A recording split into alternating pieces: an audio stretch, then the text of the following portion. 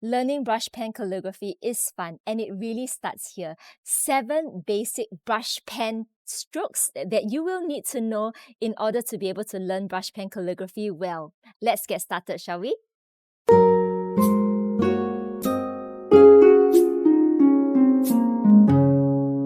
Now, in our previous video, we have learned how to hold our Pentel brush sign pen, which is at the line. And now, I'm going to share with us how do we use our brush pen to obtain the strokes that lead us to writing beautifully. Now, first, we are going to be doing thin upstrokes.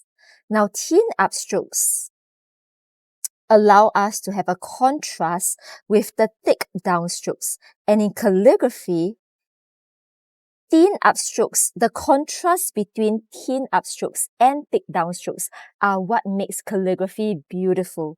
Now, how do we obtain thin upstrokes is when we use the tip of the nib to glaze the pen from the bottom to the top. And we work towards non-shakiness. But your first few strokes might look a little bit shaky because we are getting used to the pressure of the pen. Alright, but we will work towards thin upstrokes. Okay, we will try to eliminate the shakiness. This is normal as a start. But we will work towards thin, non-shaky upstrokes using just the tip of the nib.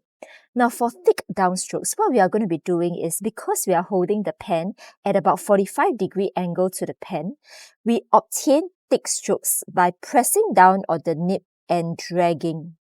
Press down on the nib and drag. And what we will obtain is this angle that we call a square top. This allows us to know the thickness of how thick our strokes need to be and its consistent thickness throughout the line that you have just drawn. Alright, so thin upstrokes, thick downstrokes are very good basics for us to get used to the brush pen that is pressure sensitive. Now the other brush stroke that we will learn in brush pen calligraphy, and you will see this so often, is actually called the underturns. Underturns are obtained when we pressure down with a thick, reduce pressure before you reach the bottom of the line, curl up to a thin, sustain the thin throughout. Alright, I'll try that one more time. Thick downstroke, reduce the pressure of the pen to a thin, rounded bottom, come back thin. Notice that we have that square top at the top, square top. We work towards a gradual decrease in pressure, and we have a rounded bottom. Right? Now, what we want to avoid is actually this sticks and flick. We don't like this in calligraphy, because in calligraphy, we don't actually have kinks or sharp edges. In calligraphy, it's always about roundedness and curvatures. So we'll work towards the rounded bottoms and gradual decrease in pressure of your brush pen. Right? Now, the other stroke that we actually will learn in brush pen calligraphy is what we call a compound curve, which is an extension of the underturns. This is called a underturn. So the other one that we are going to be learning is called the compound curve. And in compound curve, what we have is a thick downstroke, reduce pressure to a thin rounded top, curved at top, and slowly pressure down to a thick. Do you notice two things? One, that the bottom and the top are rounded, because in calligraphy, we always love roundedness. That's the first thing that we notice. The other thing that we notice is that all downstrokes are thick and all upstrokes are thin, right? We learned that already. And that these three lines are about parallel to each other. So let's try. Thick down, thin up, parallel to the main stem, rounded, pressure down. Now, what's helpful in learning this compound curve is that there are quite a number of calligraphy letters that are formed by parts of the compound curve. So for example, when we write letter N, it is made up of a thick downstroke, my first downstroke.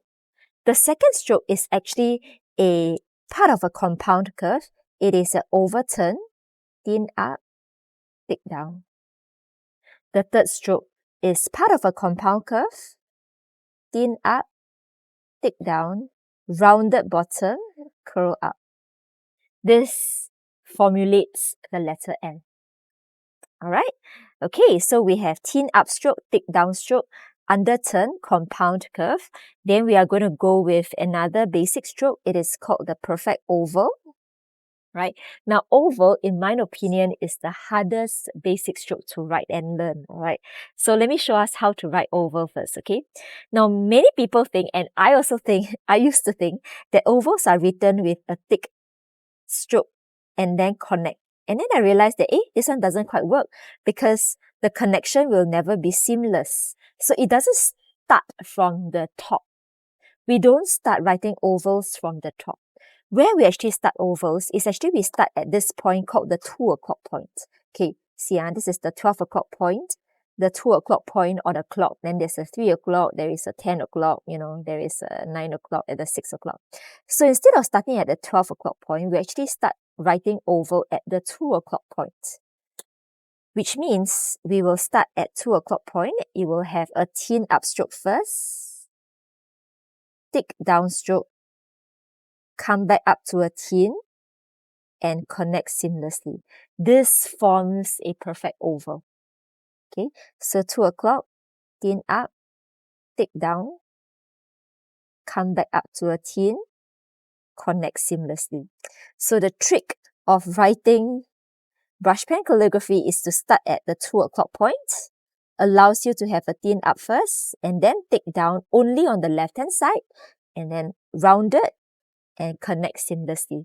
Oval, in my opinion, is the hardest basic stroke to learn. Alright, so we have underturn, compound curve, oval, and then we will have ascending loop. Now, ascending loops, okay, I'll write here first, ascending loop.